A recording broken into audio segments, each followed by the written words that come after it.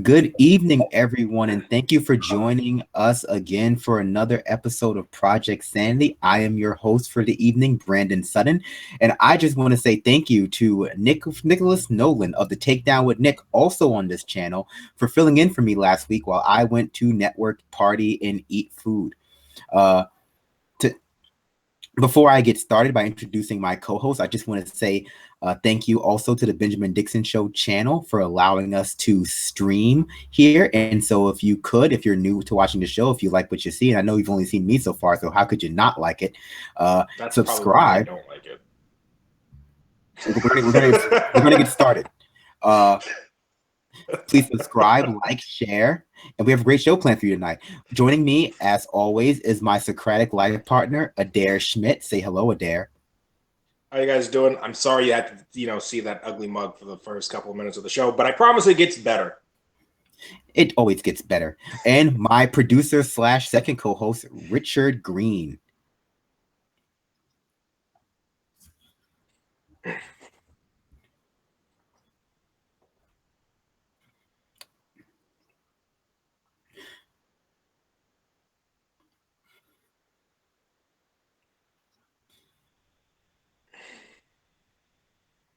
Well, thank you. Okay, so let's jump right in. So it's only been 2 weeks since President Trump took over, and every time I say that, I want to vomit a little bit in my mouth. But and it feels like it's been at least 6 months. Am I right? It's that meme of the old lady. It's been 84 years. Like, that is what it feels like. Time has gone exponentially fast, and I feel like we're all in our mid-90s. Definitely feels like. Yeah, I really cannot believe how much he's attempted to get done. Because I think that if we really look at the response to a lot of stuff that he's tried or is doing, it's been relatively hostile, relatively, he's become he's become the president to reach higher disapproval rating than approval rating the fastest in probably the history since they've been doing that. I know it only took him 10 days. And so it doesn't look good for anybody, right? But I do want to start. So if we were to go through everything that Trump has done over the past 13 days, we'd be here to the end of time. But I do want to talk about something that is going on the other side of the aisle first. And that is, Nancy Pelosi had a town hall meeting 2 nights ago. Nancy Pelosi, for you who don't know, is the minority leader of the House. She was elected minority leader following the election of Donald Trump. She's been the minority leader. She's been a leader for a very long time. 80 years old, so she's got her pulse right on the finger of whatever makes millennials tick. And she was doing a town hall meeting the other day, and she was asked a question by a 20-year-old New York University college student.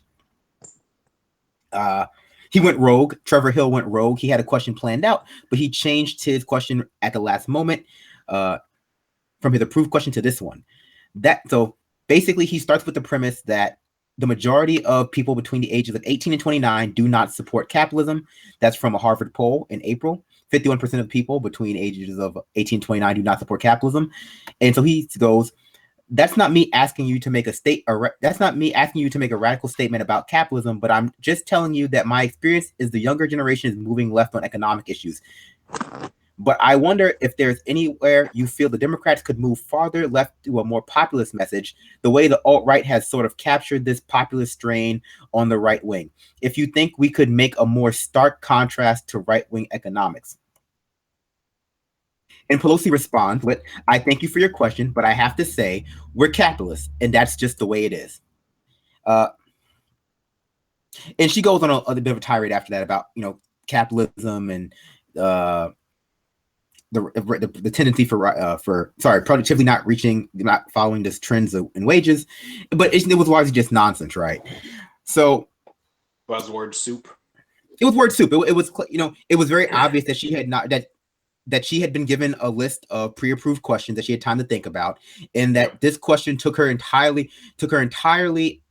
out of her comfort zone.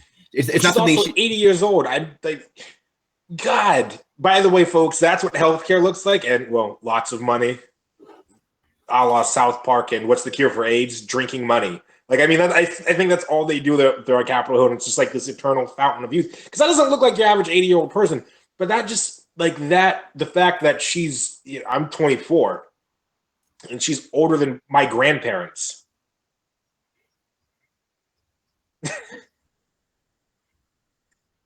Maybe, but it's almost as bad as Brandon and this misspeak a few months ago. But no, like seriously. Well, yeah, you got distracted a little bit. I'm talking about baby blood, but it's all right. People being harvested. Holy shit. Okay, so let's unpack this, right? So let's talk about the premise of the question. The premise of the question is that capitalism, at least according to millennials, is not working, right? I think millennials as a generation have a unique insight to the failures of capitalism, because we've seen our generation, those between the ages of 18 and 29, have bore the brunt of neoliberal policies that were enacted in the 1980s. We have less wealth, we have higher debt, we have a lower expectancy when it comes to life. Basically, our generation is the first generation to really just do worse than our parents, because we are the first generation to really feel this wave of deregulation hit us, right? Deregulation and re-regulation. Not even re-regulation. They didn't even actually manage to re-regulate. Every new regulation they've passed since they started this whole deregulation process, there's just been a lot of nonsense about, oh, well, we're going to do these things, but none of them have any, like, none of it has any teeth, none of it has any bite, none of it's really enforceable. Global warming is out of control. CO2 in the atmosphere is absolutely ridiculous. I remember the big thing when I was growing up in like middle school, so the early 2000s, I want to say early 2000s, they were like, hey, there's a hole in the ozone layer thanks to like Freon and all these other absolutely like just ridiculous things. Nonsense about there's been no re-regulation. We're the first generation to be hit with this idea that, well, hey, if we just deregulate businesses now, when our kids grow up, they can be as poor as we hope they can. Like, I mean, we're kind of screwed. We're screwed. And rich people just don't understand. They don't want to understand. Two quick things. Richard, unmute your microphone when you speak. It helps people hear you. I guess we've been saved a little bit. Two, when I refer to re-regulation, what I'm referring to is this dual neoliberal kind of takeover of government. First, we see a wave of deregulation to allow the market to, be free and flourish. And then we see money flow into our government, and the government sort of takes over this corporatist tinge, and they fix the market to siphon money from the poor to the rich in a way that was, I'm not talking about the literal piss weak regulations that we have to regulate. I'm talking about the way in which our legal system has been co-opted to give unfair benefits to the wealthy, not necessarily like actual quote unquote regulations, but fine. My general point. Nothing. Go ahead. I was going to make a chemistry joke. No nerd jokes. My general point was this. The premise of his question is fair, right? It's basically that America, as a result of this rampant neoliberal pathos, is doing worse. This generation is doing worse. Every generation is doing worse, but this generation is feeling it in an uneven way. We're the generation that we can't buy a house. Most of us. I do have some millennial friends that own houses already, and then are ridiculed for moving back in with our parents when everything's just kind of been torn to shreds. When we were kids for the most part during the housing crisis, when mortgages just completely went under, there was no way to fix the market. Now we're just kind of screwed. So I think it's more than a fair premise. It's the truth. It is the truth. Simply, it's factual, and I think. So yeah, it's factual. And so this is, I'm sorry to interrupt you, but this is where I want to get into, right? This is the unmitigated truth. This is simply the reality situation. Maybe not capitalism as a general ideology has led to this, but the ways in which the American government and public system has been rigged for corporations, that kind of rampant neoliberal capitalism absolutely has left us worse. Let me ask you this. Are you saying capitalism works in theory? Because that's what it sounds like you're saying to me. Is everything it works in theory, but we put it into practice. And I don't know if you got that joke, Brandon, but that's what they tell us all the time about socialism. Well, it's a good theory, but it would never work in practice. Well, capitalism might be a good theory, but we're seeing right now what it's doing to real people, what's happening the world over. What we're seeing with countries like the U.S. being run. I mean, our new Secretary of State was the CEO of Exxon. Was the CEO of Exxon. I mean, really, does it get more corporatist in government than literally bringing over the CEO of one of the biggest oil companies in the world to run your foreign affairs? I mean, tying several of those things together quickly. Tying several of those things together. Benjamin had a great show on Tuesday. If folks haven't checked it out, make sure to watch it at some point over the weekend or something. But he talked about how it was in reference to the Supreme Court justice that we probably won't have a time to get to, but how originalists or literalists or however they want to call themselves, how that the impact of America's legacy of basically favoring white Christian males, and I would add tending towards the affluent, and I think that plays a large role in what you're talking about. What's being discovered today by today's generation is that level of tending towards the affluent went away a little bit during the labor revolution, and when unions got popular and the middle class was strengthened, and we're seeing new generations of people being introduced to a corporatist, elitist, affluent tending policy and government that they weren't exposed to before, but black people and other oppressed people have lived with that entire time and saw the difference when the white labor movement was especially successful. Go ahead. So I'm going to answer your question, Adair. Does capitalism work in theory? No idea, right? So like everything works in theory, but here's the large point I'm trying to make. So two larger points. A, capitalism is an economic theory. It's an economic sort of modality for how you can shape your country's economic system. Pure capitalism, I wouldn't know. We've never had it. I mean, sorry, we did have it we had something very close to it during the Gilded Age, and everyone was poor, and we stopped doing it. So whatever. But the issue is that neoliberalism, the sort of PR branch of capitalism, is an ideology. Right, neoliberalism. It's an ideology the same way. They're not the same way, but in a similar way that with something like Christianity is an ideology, except it's the preeminent ideology of the elite liberals, neoliberalism. And the issue becomes here, right, that this is like Nancy Pelosi is one of the leaders of our resistance, right? She's like of the resistance. She's one of the leader of the approved resistance because she's the Democrat, one of the Democratic Party's long running leaders. And here she's a neoliberal fundamentalist.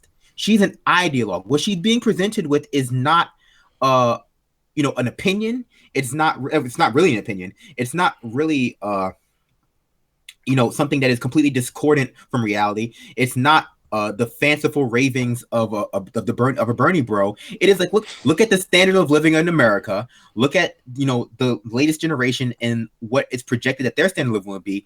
And so maybe the path to victory, and not only the path to victory for the Democratic Party, but the path to a better society, is to abandon the sort of this capitalist myth, the way the left, the younger generation of the left, and just older leftists have abandoned the capitalist myth. They've seen the flaw in the myth of capitalism. They've seen it be revealed to be just that, right? A myth. And to actually start speaking and legislating to this populist left, and she simply looks at him in the face and says, look, you have all this evidence. You have like the number of people who are dying in poverty, the fact that people are dying because they can't afford healthcare, all of these things, but we're just capitalists. And what I would ask you is this: if there were a country out there that let the amount of people who we have living in poverty that has the sort of social mobility rank that has the ranking within the social economic mobility chart that we do, which is incredibly low, lower than some South American countries, that has the rate of children in poverty. And we said, hey, look, that country does that or allows that to be the case because of what the Quran says. Liberals will be like, oh my God, can you believe that? Those people are irrational and barbaric. But if you just simply say, well, we do it because of capitalism, that makes it okay. And so, well, I mean, the Democrats right now in the House, the Democrats period almost in the United States government are Reagan era Republicans. They're not actually Democrats. They're not actually liberals. They are Republican light. And we've known this, and you're absolutely right. If this was to happen in a country that was majority Muslim, there would be an absolute freak out about the lack of opportunity that their religion provides. When in fact, in this, it's quite literally just the system of the economic system, A, that we live under, but B, the ideologies that are being espoused by our people at the top positions of power, by these people like Nancy Pelosi, who for whatever reason feel like, well, I can say I'm on the right side of things because I'm socially liberal. That whole idea, that whole fallacy, really, of economically conservative but socially liberal, that doesn't exist. Like, that just doesn't exist. The two are not. You cannot separate the two from each other. You can't be one but not the other. Like, it's just not how things work. You can be in theory, but we know in practice, if you are economically conservative but socially liberal, if you enact economically conservative legislation, the people who you profess to care about, who are at the bottom of society, bear the brunt of that legislation. So really what it means is that if you govern to the right economically, but govern to the center left socially, what you simply get is a lot of lip service. You get a lot of people, you get a lot of the upper middle class minorities or even upper class minorities seeing a little bit more mobility, but the 90% of them who are, living in poverty or some other, or under the poverty line or within the middle class, they shrink and they disappear because it's not really, that's just, it's the way it is. It's not designed to make the middle class a thing. Like, the middle class in America is, I think at this point, rapidly becoming extinct. And I think if we don't change course, I mean, hell, if this administration allows things to continue going the way they are, I think it'll be, the middle class will be gone in 4 to 8 years as opposed to 16 to 20. And it's becoming a thing. Like, I think largely the middle class in America is going to become this thing of legend, this myth that at one point in American society, you too could be, comfortable and not worry about anything.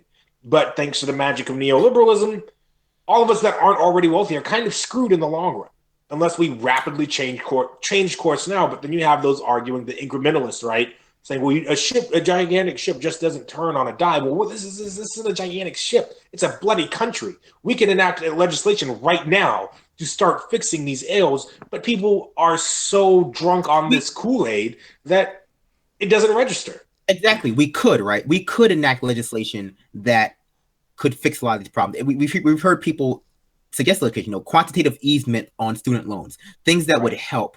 But the response that people give to that kind of legislation, they'll say, okay, well, why don't we forgive student loans? Why don't we perform a jubilee? Why don't we give some of the money that was lost give some of the capital that was lost in the housing crisis back to the mortgage borrowers? I mean, not the lenders. And why don't we bail out Main Street, not Wall Street? And the answer, it comes in a sort of pseudo-economic, pseudo-scientific bent to it, right? Like, oh, well, because the market can't handle it, and quantitative easement doesn't work that way, and, X, Y, and Z. But really what it is because those things are discordant with my ideology. It's like, it's what Nancy Pelosi said. We're capitalists. Yeah. That's it. Yeah. Like, that sums it up. Yes, we could do it, but my ideology is neoliberalism, which worships capitalism. And so, therefore, if we did those things, it would be discordant with my ideology. And, my ideology has left me very comfortable. And my ideology, along with these issues that they raise, is one of meritocracy, that I'm where I'm at because of my self-sufficiency, because of my work ethic. And you're where you are for the similar reasons. And this is a problem with liberalism in general, or rather, people who profess to be intersectional, but socially liberal and economically conservative, because what they're very good at is recognizing the speciousness, or rather the specious nature of why they can't reach the top, right? Whether because they're LGBTQ, or whether because they're a woman, or because they're black, et cetera, et cetera. But what they cannot realize is that it's just as specious that the people who are under you can't reach your level too. So when they look down, they see, okay, well, I'm here, they're there because of the way they worked, and I'm here because of the way I worked. But the reason I'm not number one is because of these specious social reasons.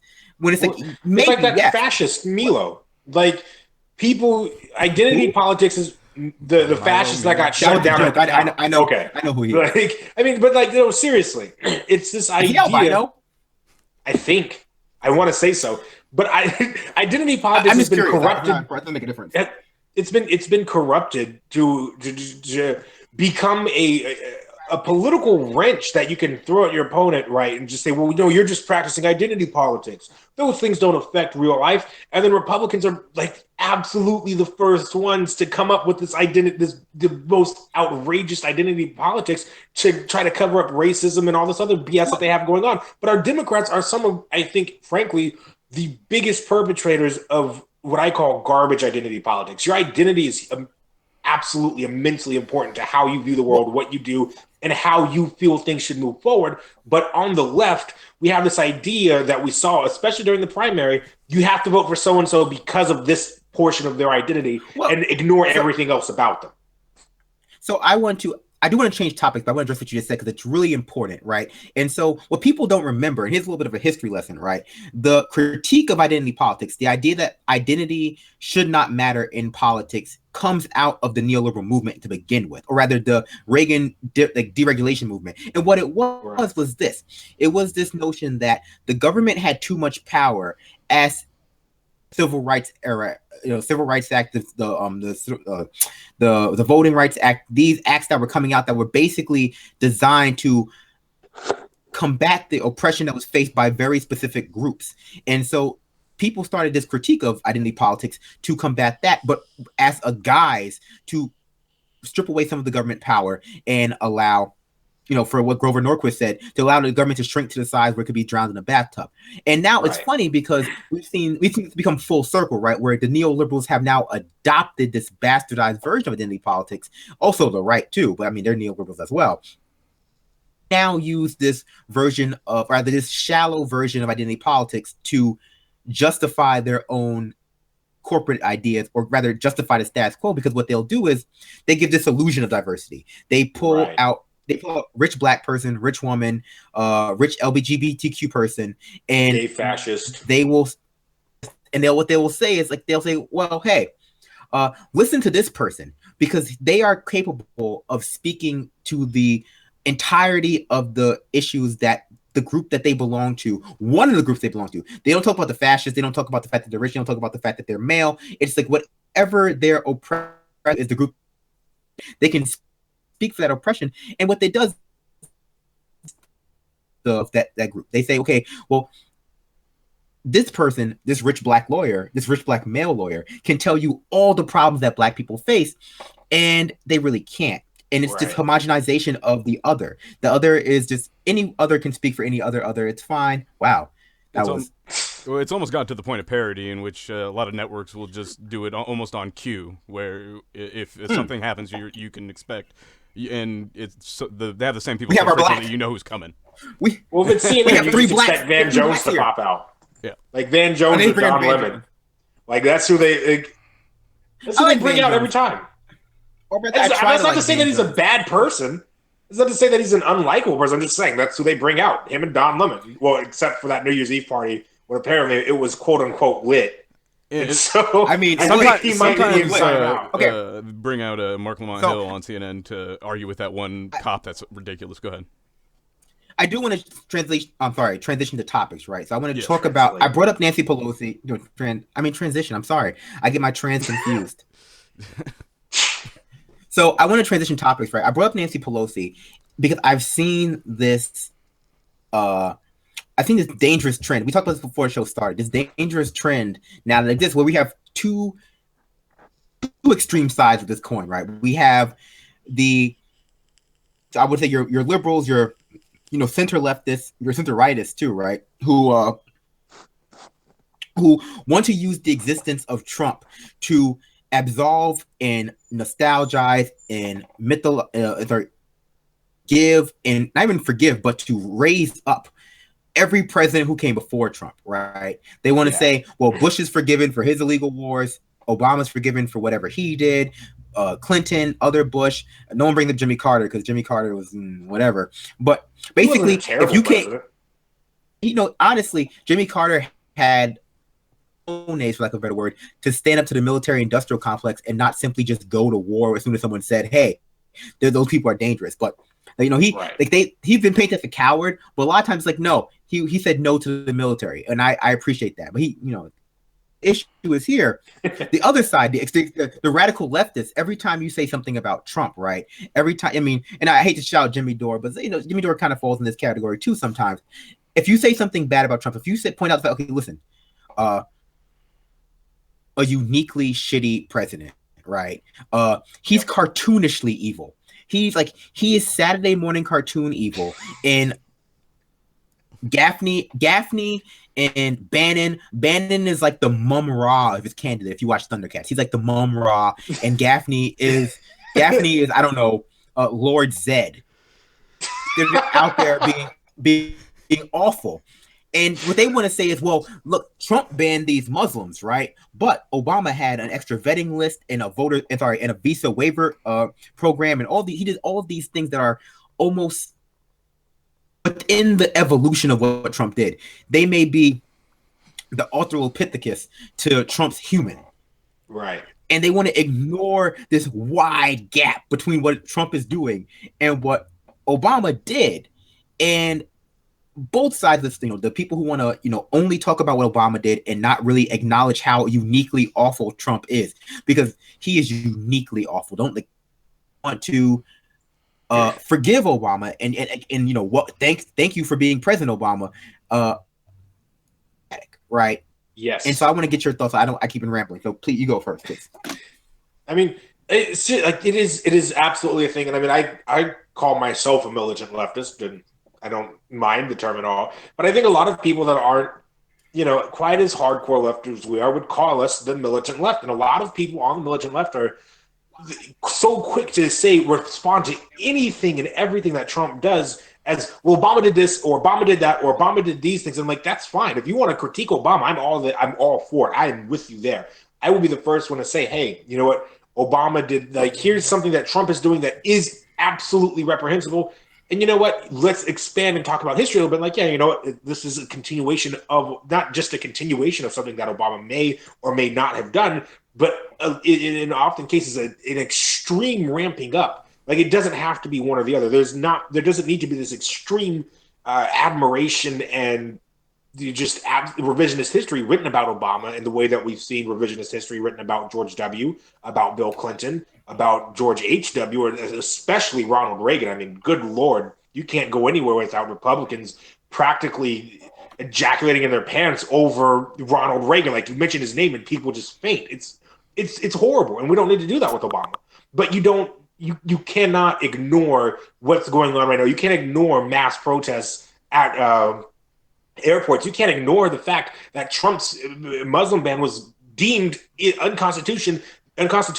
There was an emergency stay put on that by the courts, and Donald Trump said, you know what, DHS, screw the courts. You're going to do what I say anyway, and we're just going to keep doing the super unconstitutional thing. That's an issue. Okay, that's definitely. An issue. And also firing the Attorney General Yates, right? When she wouldn't defend it. Yeah. So okay, let me preempt what I'm going to say with this way to understand what's going on. Okay, here, Obama is the system, right? Obama is the neoliberal, neoconservative, corporatist system and all of its follies in one big package. He's identity politics. He's the system, and Trump is the extreme of that system. He is the excess. He is that system on steroids. And if you stand where Trump is, metaphorically, if you stand where Trump is on that spectrum, you can see Obama. Absolutely. You can definitely see Obama. He's not super far in the distance, but he is reasonably far. And and the things that he did that people are referring to, his temporary stay on Iraqi refugees, and in 2011, I want to say, I think it was also with something with Syria. The funding of a lot. The drone bombing of a lot of these places. All of these things. 7 countries, I believe it was. 7 countries, 27,000 plus bombs. Funding Saudi Arabia, who is engaging in a awful legal war in Yemen. All of these things, absolutely terrible. But the system. Trump is so far out of that. And I think also, before we move on, we have to really understand this Muslim ban. And by understand, I say here is how you critique this Muslim ban without sounding like a complete asshole. First thing you don't say, we're all immigrants. No, we're not. Yeah. Please stop saying that. It's really disrespectful. I'm not an immigrant. Adair's not an immigrant. Richard's not an immigrant. Native people are not immigrants. My family's 7th generation American. We're not immigrants. You're disrespecting the unique situation that they're in. I understand it's empathy. We're not immigrants. You don't need to empathize with them. You need to understand that we have a constitution. Fine. 2, do not accept the neoconservative framing. And by that I mean stop saying that this is only going to radicalize ISIS and create more terrorists. Yeah, it probably will. I mean, they already hate us and they already know that we do stuff like this. But okay, absolutely, definitely. But that's not the reason we shouldn't do it. Right. The reason we shouldn't, that's a very neoconservative framing. We don't need to accept that framing. The reason we shouldn't do it is A, it's unconstitutional. B, largely they're refugees because of us, right? Because of ISIS. Immoral. And it's immoral. It's absolutely immoral to turn people away. Look, it both bothers me and is, I think, absolutely poignant that people are saying we turned away Anne Frank in 1939. Yeah. Absolutely. And the third thing, sorry, just one third thing. It really does not matter that these are the wrong countries, right? And exactly. These are the wrong countries. These are the wrong sect of Islam. That does not matter, right? And so what we do need to be able to do when we have this conversation, because we definitely have to have this conversation about Obama and George W. Bush and Clinton and this genealogy of how we got to Trump. But we definitely have to be able to identify, okay, what are the things he's doing that are deeply rooted in the culture around Islam and the Middle East that we've been building in years, and in what ways are these things that they're rooted in this culture, but how are they completely unreasonably beyond the pale and extreme? And so let me put it this way.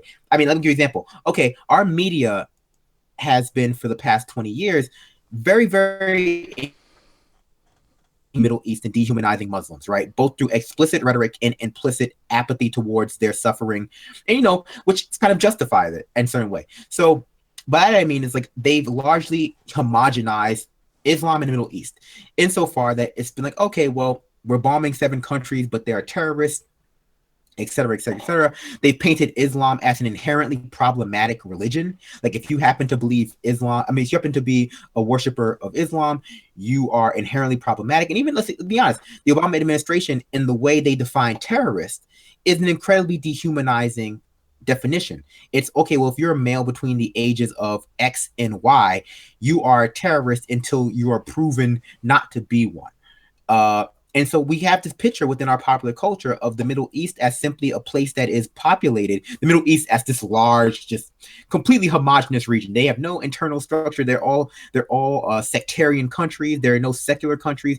I'm pretty sure people think that even Turkey is a sectarian country when we know Turkey is radically secular. Well, besides Erdogan now, but we have this picture within our culture of the Middle East as being entirely populated by radical terrorist males and oppressed women and children. Yep. And that's it. Well, we have a great clip from Baldwin from the National Press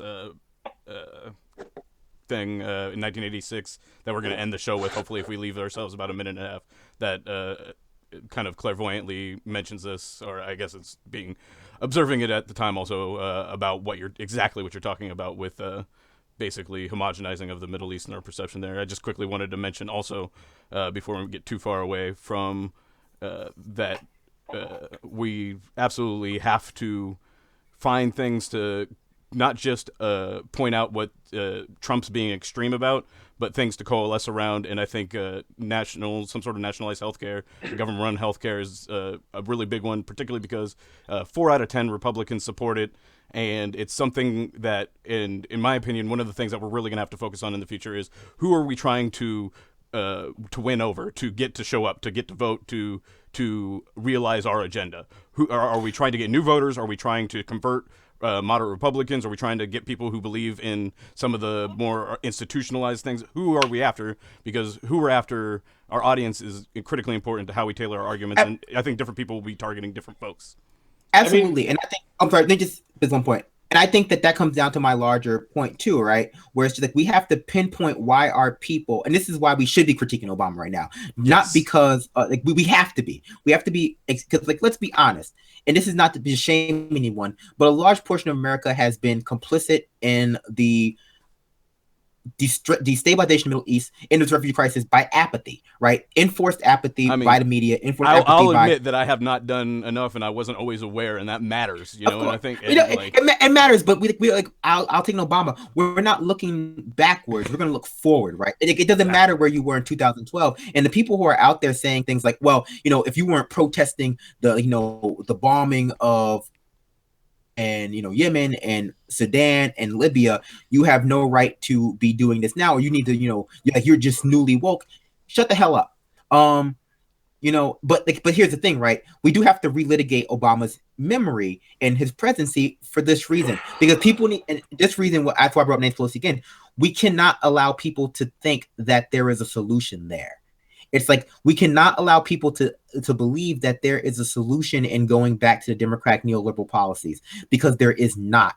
It does not like that. That is the point in why we have to relitigate Obama's history and how these things are deeply rooted in his policies. They're way beyond them, but we have to explain. Listen, yeah, he wasn't as bad, but he wasn't nearly as bad.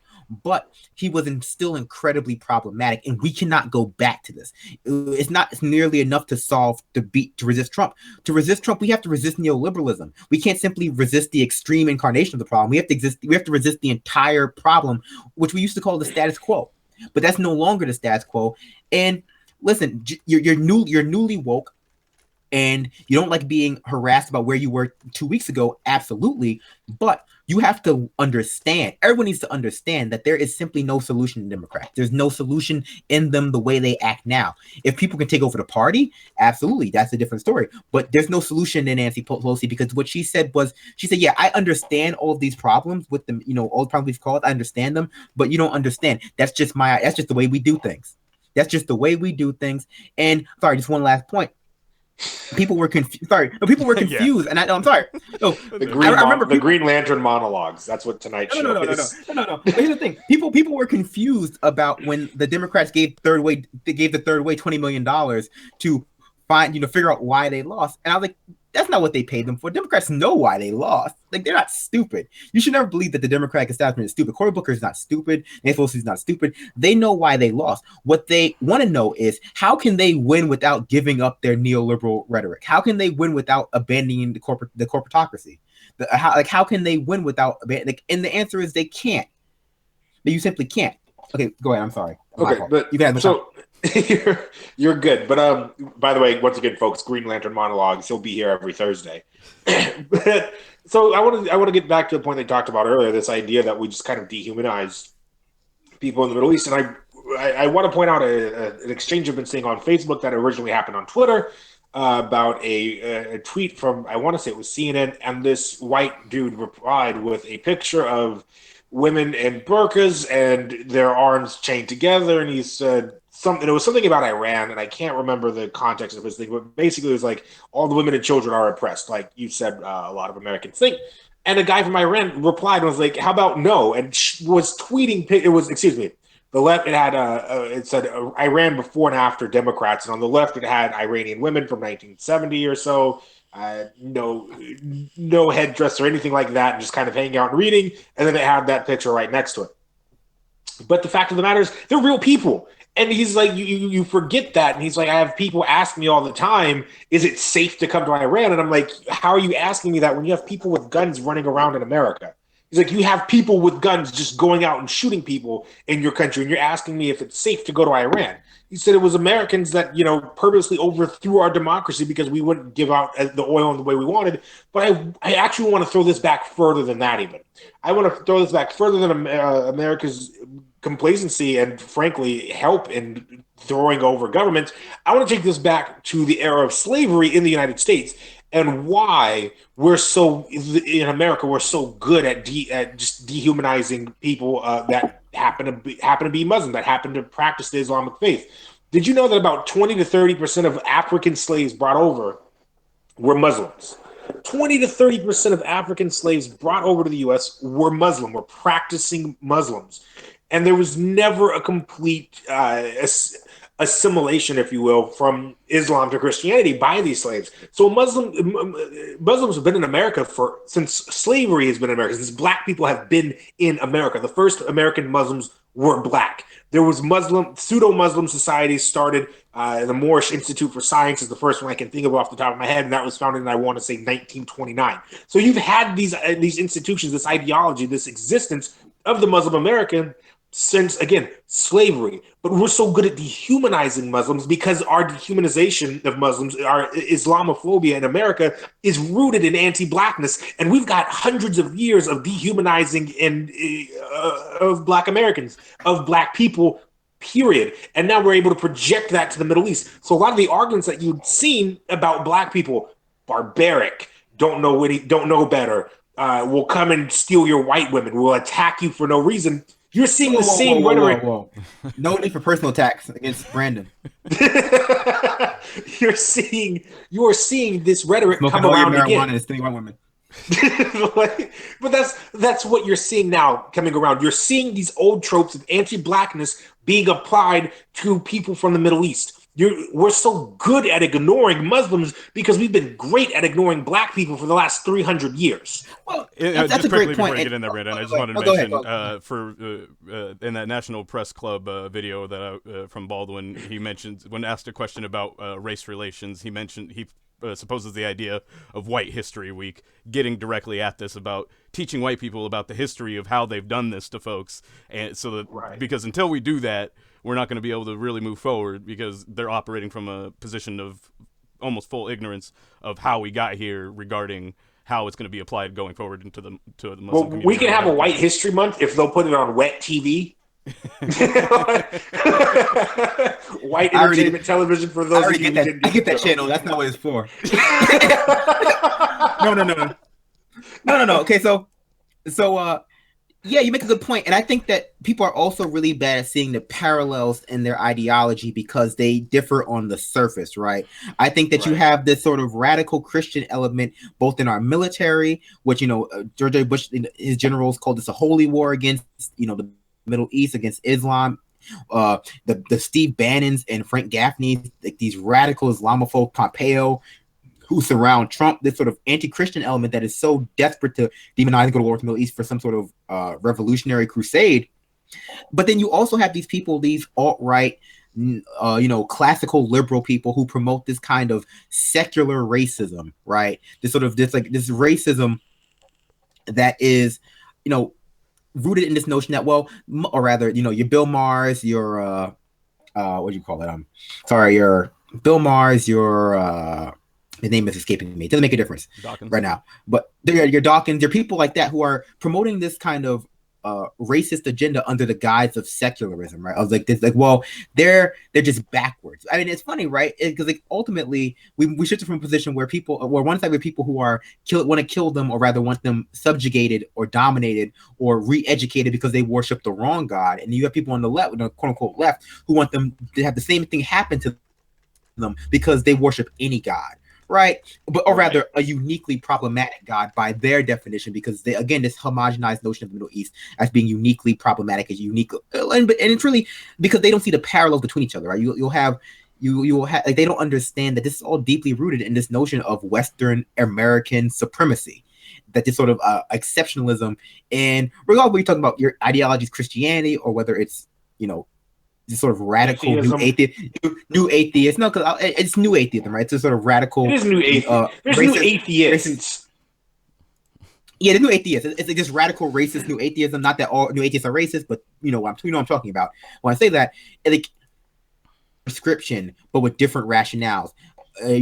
Some pseudo philosophical, some religious, but it's the same prescription, and they don't recognize that, and it's a bit funny, obviously, because they think that they're like is deeply rooted in experience, and experience is this, that within Western culture, within America, within a lot of these places, there has always been these designated groups okay to victimize, and it's okay to torture, and it's okay to dehumanize, and that's just the way society is, and that's the way it functions. It's okay to dehumanize brown people. Like this is a you know, I want to ask a question. Exclusively agreed upon target. Go ahead. I want to ask a question real quick. Do you I propose this. I don't think there could be American exceptionalism without anti-blackness. Well, I don't think you could have that. I don't think you could have this idea that just by being American, we're so much better, because the idea of being American is the idea of whiteness, the idea that being a white Christian male is the best thing you can be. And so because that's been the majority for so long in America, at least as they viewed themselves, that all of that is based on this crutch of, at least in American ideology, anti-blackness. We've said, when you decide that one race is inferior, you enslave them, you dehumanize people, a whole group of people for 200 years. You commit genocide on the indigenous people of this nation. When you do these things, you can come and pat yourself on the, well, look at how well I did. Look at how well I did making everybody civil. Look how great I am. If we were the melting pot that we like to tell ourselves that we are, I think that then you could find a place, an appropriate place for American exceptionalism, and foreign policy and all the other things that would come along with actually recognizing the humanity of all of the world's people. As of where we are now, and based on our legacy, that is, we're real far away from being able to, I think, have an American exceptionalism absent anti-blackness or just anti-other in general. Well, here's the thing: American exceptionalism has always been a justification for colonialism, and in its various forms, right? Its various manifestations. So we're talking about colonialism as manifest destiny, colonialism as as in slavery, colonialism as in the annexing of places like Guam, or fighting wars over places, over the Mexican American War. It's always been this justification for colonialism. But it wasn't until the Iraq War started that people started really, really paying attention to American imperialism. Even though before that, we still had these hundreds of military bases around the world. We still had all of these Commonwealth. American colonialism and imperialism was never really critiqued appropriately until we went into Iraq, and people started really understanding how we were extracting wealth, how America was extracting wealth from these places and colonizing them in a sort of under neocolonial exporting this sort of this hegemonic notion of American exceptionalism around the world in our culture, and sort of cultural wealth and also mineral wealth from these places. So American exceptionalism, as it exists, is two things. It's a justification for colonialism, and it's also a deeply rooted insecurity that is not unique to America, but is unique to Western culture, right? This sort of deeply, rooted insecurity about the other, and America's a better word, and how we can best expand American folks at home. When we say America, we mean when we say the America's place in the world. The understanding of that, for those of you who might be thinking we're speaking in more general terms, is we're talking about the white male America. The idea that's what American exceptionalism boils down to. That's what American imperialism boils down to. That rich, landowning, wealthy white male. That is what they mean by American exceptionalism, and that's why I say it's based on the crux of anti-blackness. Because once you've done these things to, especially two groups of people, and I'd say anti-indigenous ideology as well, because once you've genocided the original inhabitants of one country, and then literally built the country with slave labor from another peoples from a different continent, you start thinking yourself, you have to find a way. And so we see this, and there was a great article written, I can't remember where I read it, I want to say it was Medium, that had this article about the anti-black roots of Islamophobia in America. And I've been going through that. I was like, yeah, you recognize that growing up, a lot of us are told stories about how things used to be, and a lot of us have Muslim family members. For those of you who aren't black in the audience, a lot of us say bruh. That idea that, someone else is our brother, or brothers and sisters and things like that, that comes from Islam. That stems from Islamic belief. It's so wrapped in our culture as Black Americans that we don't all the time realize it. Islamophobia in America has decidedly anti-black roots, and I think because of that, it's imperative that the black community especially stands up for our Middle Eastern brothers and sisters now, and our Muslim brothers and sisters across the world, regardless of what ethnicity they might be. Absolutely. And so, I mean, we're talking about, like you said, both literal physical colonialization and also cultural, cultural domination, right? The instilling of cultural values and all other things. And you make a good point, because and that's why my point was earlier, right? That whether we're talking about neoliberalism, or rather, we're talking about like this sort of radical new, not neoliberalism, actually neoliberalism about class. We're talking about this radical new atheism, or we're talking about Christianity. In a lot of ways, these are just new justifications for old ideas. They're new justifications, new philosophical underpinnings. New philosophical overpinnings for a very old idea, which is white male domination. And whether you want to guise it up as because of God said so, or because no God said so, it really becomes the same thing. But I just want to make this larger point, right? So going back to full circle, why we must engage with Obama's legacy is simply this, because he cannot be nostalgized, because we cannot be allowed to let people think that while Trump is discordant, while he's out of step, or rather he's missing a few steps, he is not an anomaly. He's not anomalous to the system. And had we kept going down this path of neoliberalism for a few more decades, I think we would have gotten to Trump, eventually. I think he would have been I think he was an eventuality. And with the issue, and why I talk about Nancy Pelosi's response is so troubling, is this, because it's obvious from her response to this communist student, because he is a communist, or he belongs to Young Democratic Socialist Society, or no, I'm sorry, he belongs to YDS. I belong to YDS. Anyway, the issue is this. It's that the Democratic establishment is more concerned with stopping the leftist insurrection within their party than they are with defeating Trump in the beginning, because they view Trump as a way to keep control over their party. And that's why a good number of them let through all 5 of his first picks, because honestly, as we talk about fighting fascism, the Democrats don't have it. There is no anti-fascist lobby in Congress. There is no anti-surveillance state lobby. There is no anti-authoritarian lobby. And that's why when it came down to voting against people, they were like, well, it's fine, right? But there are a lot of lobbies who are moving against DeVos and these other people. But we see that they will bow to the authoritarian nature, because it is not within the neoliberals' pathos to actively resist neo-fascism, because they understand that it's not, neo-fascism is not the end of neoliberalism. It's just the ultimate conclusion of it. And neoliberalism is the precursor to neo-fascism.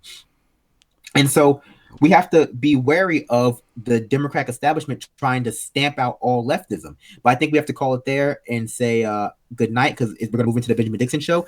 Please, if you enjoyed the show, subscribe to the channel, subscribe to our channel, subscribe. Stay tuned for the Benjamin Dixon Show, which is coming up on this exact same channel. Someone will drop a link in the chat. Thank you for joining us. My name is Brandon Sutton. I am one of many hosts for this show. You can follow me on Twitter right where it says here. And say goodbye, fellas. I appreciate you folks sitting with us tonight. If you see something interesting, please send it to me on Twitter. Get a hold of me. I'd love to talk to more folks there. I've not been super active lately, but I have college and I have another midterm coming up next week. So, thanks everyone for watching. I also just wanted to quickly plug on a similar topic. Wendy Muse has a great article on theprogressivearmy.com. This is not a coup, talking about Donald Trump, and to be careful about basically where we use calling this Trump's America. A lot of the points that we were talking about tonight regarding the underpinnings or the things that came before Trump. Finally, we have the video from Baldwin from the National Press Club, and with that, we'll call that our moment of sanity. And just give me a moment quickly to get it up, and we will be out here.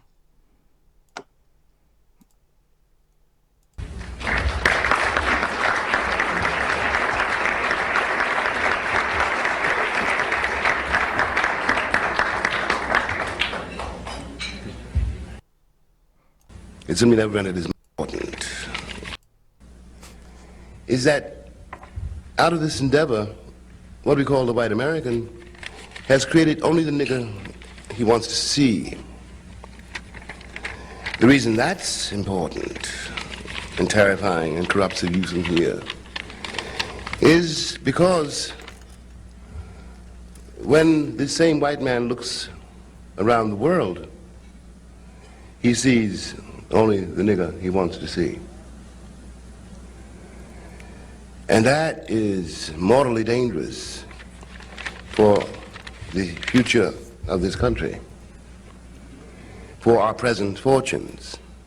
The world is full of all kinds of people who live quite beyond the confines of the American imagination and who have nothing whatever to do with the guilt-ridden vision of the world which controls so much of our life and our thinking, and which paralyzes very nearly our moral sense. We are living in a world in which everybody and everything is interdependent. It is not white, this world. It is not black either. The future of this world depends on everyone in this room, and that future depends on to what extent and by what means we liberate ourselves from a vocabulary which now cannot bear the weight of reality. Thank you.